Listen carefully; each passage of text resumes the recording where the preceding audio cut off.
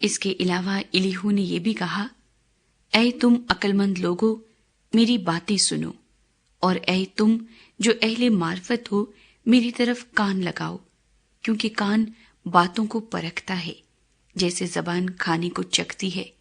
جو کچھ ٹھیک ہے ہم اپنے لیے چن لیں، جو بھلا ہے ہم آپس میں جان لیں، کیونکہ ایوب نے کہا میں صادق ہوں اور خدا نے میری حق تلفی کی ہے، اگرچہ میں حق پر ہوں تو بھی جھوٹا ٹھہرتا ہوں، گو میں بے تقصیر ہوں، میرا زخم لا علاج ہے۔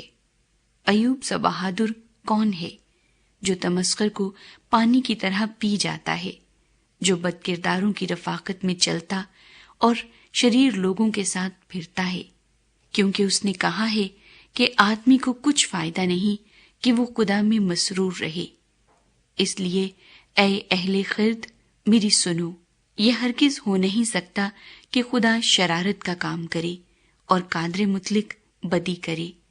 وہ انسان کو اس کے اعمال کے مطابق جزا دے گا، اور ایسا کرے گا کہ ہر کسی کو اپنی ہی راہوں کے مطابق بدلہ ملے گا۔ یقیناً خدا برائی نہیں کرے گا، قادر مطلق سے بے انصافی نہ ہوگی۔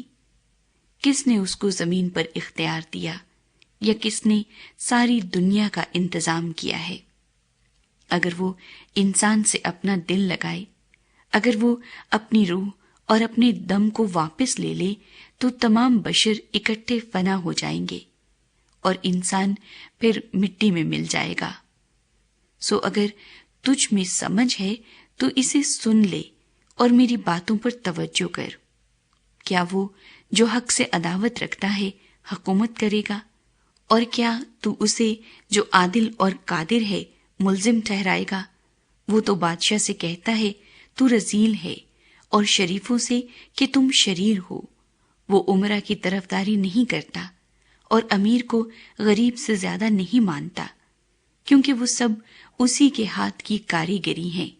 وہ دم بھر میں آدھی رات کو مر جاتے ہیں، لوگ ہلائے جاتے اور گزر جاتے ہیں، اور زبردست لوگ بغیر ہاتھ لگائے اٹھا لیے جاتے ہیں، کیونکہ اس کی آنکھیں آدمی کی راہوں پر لگی ہیں اور وہ اس کی سب روشوں کو دیکھتا ہے۔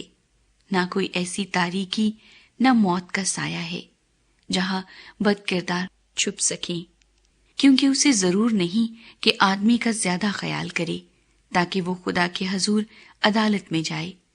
وہ بلا تفتیش زبردستوں کو ٹکڑے ٹکڑے کرتا اور ان کی جگہ اوروں کو برپا کرتا ہے، اس لیے وہ ان کے کاموں کا خیال رکھتا ہے اور وہ انہیں رات کو الٹ دیتا ہے، ایسا کہ وہ ہلاک ہو جاتے ہیں۔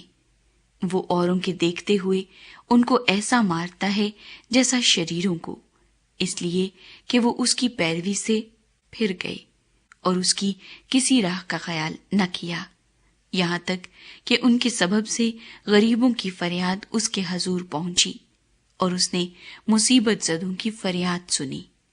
جب وہ راحت بخشے تو کون ملزم ٹھہرا سکتا ہے؟ جب وہ منہ چھپا لے تو کون اسے دیکھ سکتا ہے؟ خواہ کوئی قوم ہو یا آدمی، دونوں کے ساتھ یکساں سلوک ہے، تاکہ بے دین آدمی سلطنت نہ کرے اور لوگوں کو پھندے میں پھنسانے کے لیے کوئی نہ ہو۔ کیونکہ کیا کسی نے خدا سے کہا ہے میں نے سزا اٹھا لی ہے، میں اب برائی نہ کروں گا؟